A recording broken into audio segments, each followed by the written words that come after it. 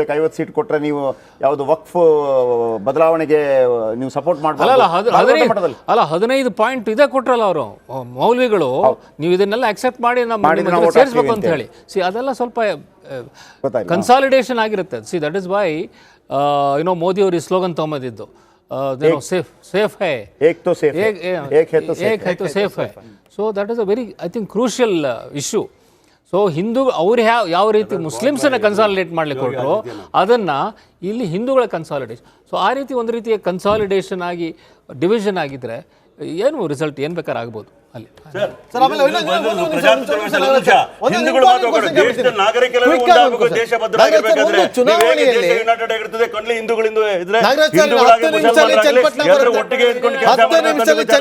ಬರುತ್ತೆ ನಾಗರಾಜ್ ಯಾದವ್ ಎನರ್ಜಿ ಬಗ್ಗೆ ಯಾರು ಪ್ರಶ್ನೆ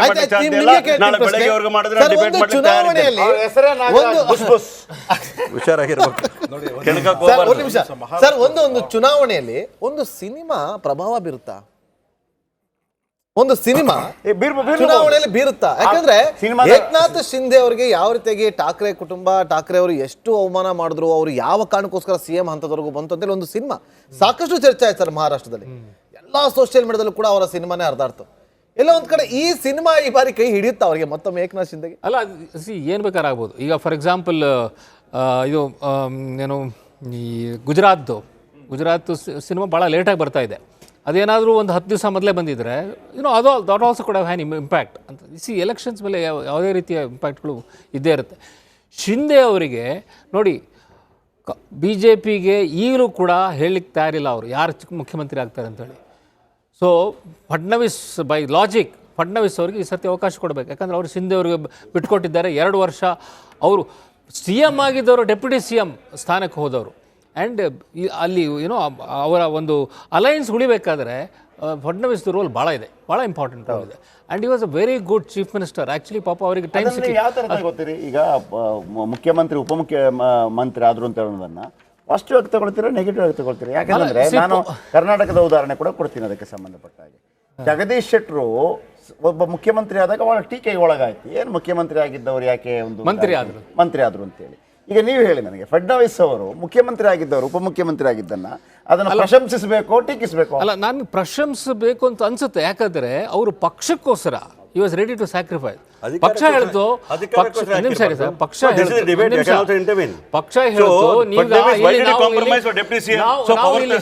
ಶಿಂದೆ ಅವರಿಗೆ ಕೊಡಬೇಕು. ಶಿವಸೇನೆ ನಮ್ಮ ಜೊತೆ ಬರ್ತಾರೆ, ಅವರಿಗೆ ನಾವು ಶಿಂದೆ ಮುಖ್ಯಮಂತ್ರಿ ಮಾಡಬೇಕಾಗಿದೆ, ಅದರಿಂದ ನೀವು ಒಪ್ಕೊಳ್ಳಿ ಅಂತ ಹೇಳಿ ಅದನ್ನು ಒಪ್ಕೊಂಡು ಅವರು ಡೆಪ್ಯೂಟಿ CM ಆದರು.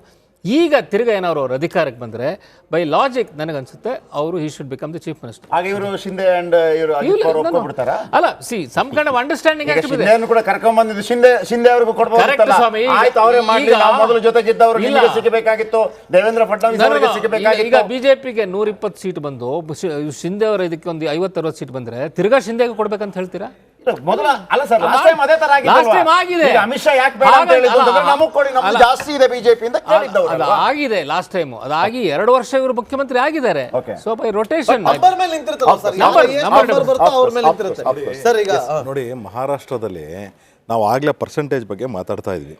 ನಮ್ಮ ಪರ್ಸೆಂಟೇಜ್ ಆಫ್ ವೋಟು ಮತ್ತು ಪ್ಯಾಟರ್ನ್ ಆಫ್ ವೋಟಿಂಗ್ ಏನಿದೆ ಪ್ರತಿ ಸತಿನೂ ಸಹ ಇನ್ಕ್ರೀಸ್ ಆಗ್ತಿದೆ. ಡಿಕ್ರೀಸ್ ಆಗಿರ್ತಕ್ಕಂಥದ್ದು ಕೇವಲ 0.5%ಇಂದ 0.7% ಡಿಕ್ರೀಸ್ ಆಗಿತ್ತು ಕಳೆದ ಲೋಕಸಭೆಗೆ, ಕಳೆದ ವಿಧಾನಸಭೆಗೆ ಕಂಪೇರ್ ಮಾಡ್ಕೊಂಡು ಮಾತಾಡೋದಾದ್ರೆ. ಅಂದರೆ ಅರ್ಥ ಏನು ಅಂದರೆ, ಈ ಪರ್ಸೆಂಟೇಜ್ನ ನಮ್ಮ ಕಾರ್ಯಕರ್ತರು ಸದೃಢವಾಗಿ ಕೆಲಸ ಮಾಡಿ ಜೊತೆಗೆ ಜಾಸ್ತಿ ಮಾಡ್ತಕ್ಕಂಥ ಶಕ್ತಿನ ನಮ್ಮಲ್ಲಿ ಕಾರ್ಯಕರ್ತರಿಗಿದೆ. ಒಂದು. ಎರಡನೇದು, ದೇವೇಂದ್ರ ಫಡ್ನವೀಸ್ ಅವರು ಮುಖ್ಯಮಂತ್ರಿ ಆಗಿದ್ರು, ಉಪಮುಖ್ಯಮಂತ್ರಿ, ಇದು it is not A matter of concern at all. ಯಾಕೆ ಅಂತಂದರೆ, ನಾವು ದೇಶಕ್ಕೋಸ್ಕರವಾಗಿ ಕೆಲಸ ಮಾಡ್ತಕ್ಕಂಥವ್ರು. ನಮ್ಮಲ್ಲಿ ಯಾವುದೇ ಪದವಿ ಕೊಡದೇನೇ ಇರಿ ಪರವಾಗಿಲ್ಲ, ಆದರೆ ದೇಶಕ್ಕೋಸ್ಕರ ಕೆಲಸ ಮಾಡ್ತೀವಿ ಅನ್ನೋ ಸಂತೃಪ್ತಿನ ಕೆಲಸ ಮಾಡೋದು.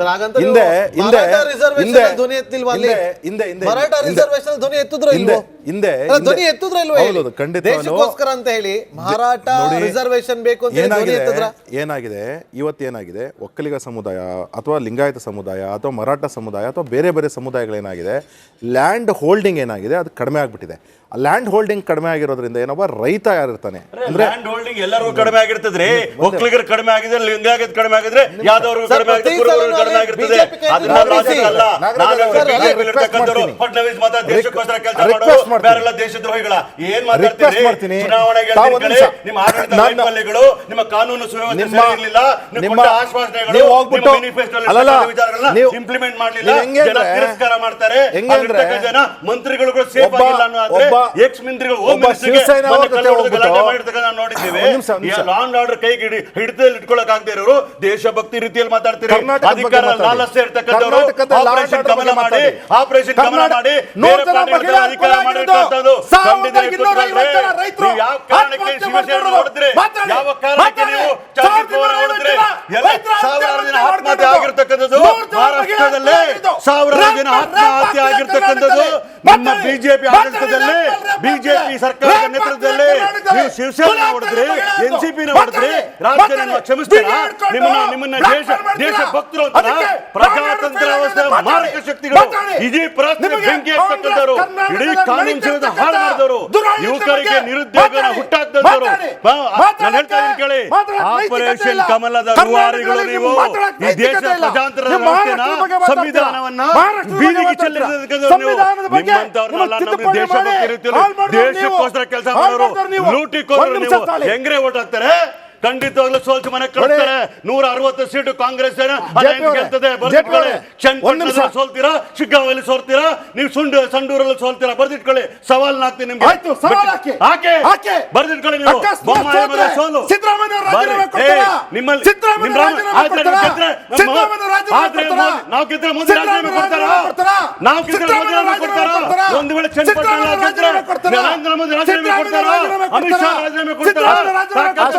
ಸವಾಲ್ ಸವಾಲಕ್ಕೆ ಪ್ರೈಮ್ ಮಿನಿಸ್ಟರ್ ರಾಜೀನಾಮೆ ಕೊಡ್ತಾರೆ ಕೇಳಿ. ಮುಖ್ಯಮಂತ್ರಿ ಸವಾಲ್ ನಾಚ್ಕೊಳ್ಬೇಕು ನಿಮ್ಗೆ. ನಿಮ್ಗೆ ಕ್ಯಾಂಡಿಡೇಟ್ ಗತಿ ಇಲ್ಲ. ಜೆಡಿಎಸ್ ಬಿಟ್ಕೊಟ್ಟಿದ್ದೀರಾ ನೀವು ಎಲ್ಲಿ? ಚನ್ನಪಟ್ಟಣದಲ್ಲಿ ಡೋಂಗಿ ಅಲೈನ್ಸ್ ನಿಮ್ದು. ಕಾಂಗ್ರೆಸ್ ಬಿಜೆಪಿ ಕಳಿಸ್ಕೊಂಡ್ರೆ ಯಾರು ಗೊತ್ತೇನೋ?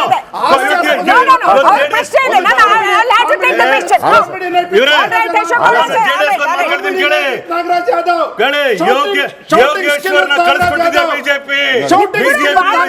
ಜೆಡಿಎಸ್ಗೆ ಸಪೋರ್ಟ್ ಯೋಗೇಶ್ವರ ಕಳಿಸ್ಕೊಟ್ಟಿದ್ದೆ ಬಿಜೆಪಿ.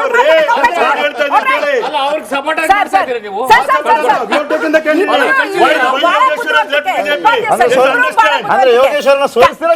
ನಾವು ಗೆಲ್ಲಿಸ್ತೇವೆ. ಅವ್ರ ಕ್ಯಾಂಡಿಡೇಟ್ ನಮ್ಮ ಹತ್ರ ಯಾಕೆ ಬಂದ್ರು ಅಂದ್ರೆ ಬಿಜೆಪಿ ಅವರಿಗೆ ಬೆನ್ನಿಗೆ ಚೂರಿ ಹಾಕಿದೆ ಅವರಿಗೆ ಅಂತ ಹೇಳ್ತಾ ಇದ್ದೀನಿ. ಟ್ರೂತ್ ಟುಡೇ ನಿಖಿಲ್ ಸೋತ್ರೆ ಬಿಜೆಪಿ ಅವ್ರ ನಿಮಗೆ ಕೈ ಕೊಟ್ಟಿದ್ರ ಅಂತ ಅಶ್ವಿನ್ ಮಹಾರಾಷ್ಟ್ರದ ಯುವಕರು ಹ್ಯಾಪಿ ಇಲ್ಲ, ಕಾನೂನು ಸುವ್ಯವಸ್ಥೆ ಸರಿ ಇಲ್ಲ, ಮಹಿಳೆಯರು ಸುರಕ್ಷಿತವಾಗಿಲ್ಲ. ಅವ್ರು ಕೊಟ್ಟ 50% ಆಗ್ಲಿಲ್ಲ. ಕಾಂಗ್ರೆಸ್ ಕಾರ್ಯಕರ್ತರು ಮಹಾರಾಷ್ಟ್ರದಲ್ಲಿ ಖುಷಿಯಾಗಿದ್ದಾರೆ. ಕಾಂಗ್ರೆಸ್ ಬಿಜೆಪಿ ನೇರ ಹಣಾಣಿ ಆಗಿರೋದು 76 ಕ್ಷೇತ್ರಗಳಲ್ಲಿ. 76 ಕ್ಷೇತ್ರಗಳಲ್ಲಿ ಎಷ್ಟು ಗೆಲ್ತೀವಿ?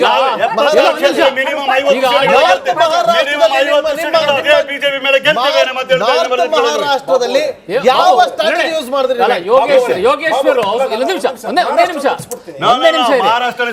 ಯೋಗೇಶ್ವರ್ ಜನಕರು